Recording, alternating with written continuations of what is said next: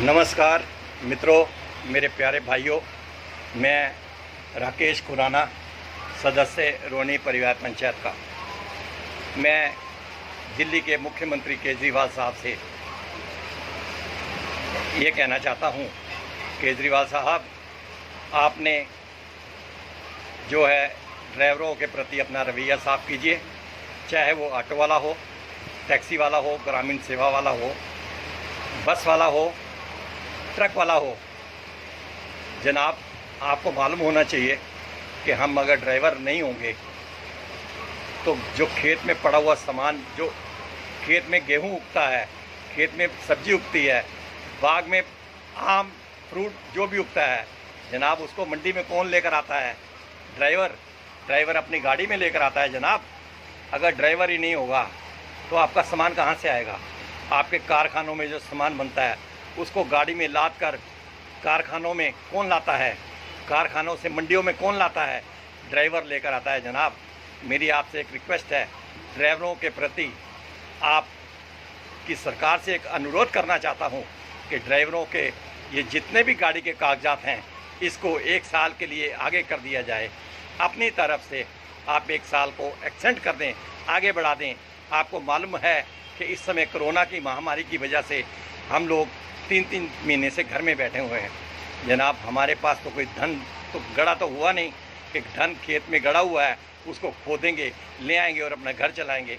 हम लोग तो, सबको मालूम है, इतने लोग परेशान हैं। तो हम लोग ड्राइवर जो रोज़ कमाने वाले हैं, जो रोज़ कमा कर घर लाते हैं और अपना घर का गुजारा करते हैं, हमारा परिवार अगर हम काम पे नहीं जाएं तो देखता है हमारे बीवी, हमारे बच्चे ये सोचते हैं पापा गए हैं, कमा कर लाएंगे, उसके बाद हम देखो क्या लेकर जाएंगे। जनाब, आप लोगों ने ये कंपनियां बना रखी हैं, ओला और ऊबर। ये कंपनियां 25%, 30% तक कमीशन ले लेती हैं। अब इनसे पूछा जाए, अगर ये हमें 1000 रुपये का काम देती हैं, उसमें से 300 रुपये तो ये अपना किराया ले जाती हैं। अपनी कमीशन जो है इनकी 300 रुपये ड्राइवर की गाड़ी की जो है CNG वर्गी 600 रुपये, 400 रुपये पीछे बचता है सर। 1000 रुपये में से गाड़ी के टायर, गाड़ी के कागज़, गाड़ी की फिटनेस जो भी है, गाड़ी का घर, यानी कि ना गाड़ी की किस्त जमा होती है, ना हम लोग ढंग से घर का खर्चा चला पाते हैं। आपसे निवेदन है कि गाड़ी के कागजात जो हैं वो हम लोगों के 1 साल के लिए आगे कर दिए जाएं, ताकि हम लोग परेशान नहीं हो और आपकी भी व्यवस्था बनी रहे। हम लोग गाड़ी चलाएंगे तो आपकी, हम लोगों ने जो गाड़ी का टैक्स भरना है, फिटनेस करवानी है, गाड़ी के परमिट बनवाने हैं, गाड़ी के कोई भी कागजात बनवाने हैं, तो सर जो भी हम जमा करवाएंगे उसका रेवेन्यू, उसका टैक्स तो दिल्ली गवर्नमेंट के पास ही आएगा। खजाना तो सरकार आपका ही भरेगा। इधर आप कहते हैं खजाना नहीं है, काम खोलो, काम खोलो। अरे सर, आप काम खोलिए, आप काम खोलिए, लेकिन आप इन कंपनियों से भी तो पूछिए कि 25%, 30% किस हिसाब से कमीशन ले रही हैं, क्या देते हैं सर ये हमें? अगर किसी की रास्ते में गाड़ी खराब हो जाती है तो ये लोग कह देते हैं हमारा काम है आपको कस्टमर प्रोवाइड करवाना और अपनी कमीशन लेना। तो सर, इनकी कमीशन भी तो देखिए, 20-25% कमीशन लेते हैं। ड्राइवर बेचारा क्या करेगा? ड्राइवरों ने अपने घर के गहने बेचकर गाड़ियाँ खरीदी हुई हैं, उनकी गाड़ियों की किस्त नहीं जा रही। उधर जिनसे भी हमने लोन ले रखा है वो लोन वाले भी हमें परेशान कर रहे हैं, लाओ जी किस्त दो, लाओ जी किस्त दो। इधर सरकार ने भी कह दिया कि हाँ जी, हम जो है आपका ब्याज माफ़ नहीं कर सकते। जनाब, अगर हम लोग कमाएंगे तभी तो गाड़ी की किस्त देंगे। जब जाएंगे नहीं, कमाने जाएंगे नहीं, तो गाड़ी की किस्त कहाँ से देंगे? घर में कहाँ से देंगे? घर में कहाँ से खाएंगे?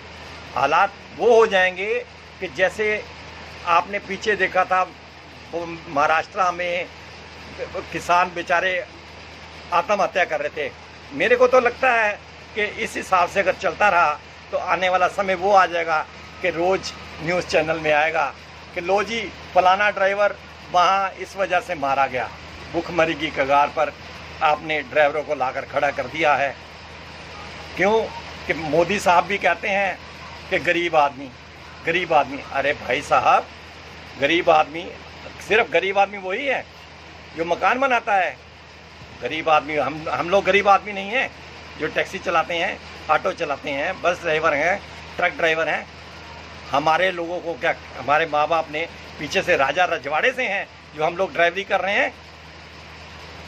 माननीय मोदी साहब, हम लोग राजा रजवाड़े नहीं हैं, हम लोग डेली काम करने वाले हैं, हम लोग डेली काम पे जाने वाले हैं, हम लोग लोगों की मदद करने वाले हैं। अगर किसी ने एयरपोर्ट जाना है तो, किसी ने हॉस्पिटल जाना है तो, किसी का कोई सामान इधर से उधर लेके जाना है तो, अगर ड्राइवर नहीं होगा तो सारी अर्थव्यवस्था जो है खराब हो जाएगी। ड्राइवरों के प्रति अपना रवैया साफ कीजिए और बराए मेहरबानी ड्राइवरों के कागज़, गाड़ी के जितने भी डॉक्यूमेंट्स हैं, आपसे एक रिक्वेस्ट की जाती है, बार बार रिक्वेस्ट कर रहा हूँ।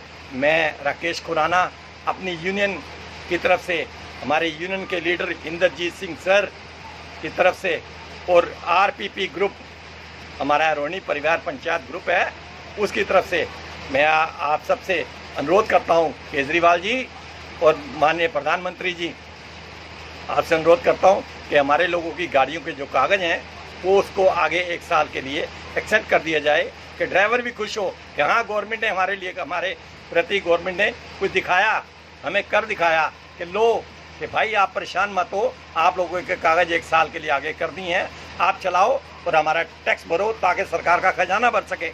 अगर हम लोग देंगे टैक्स तभी तो सर ये गवर्नमेंट की अर्थव्यवस्था मजबूत होगी। अगर ड्राइवर नहीं जाएगा तो क्या होगा?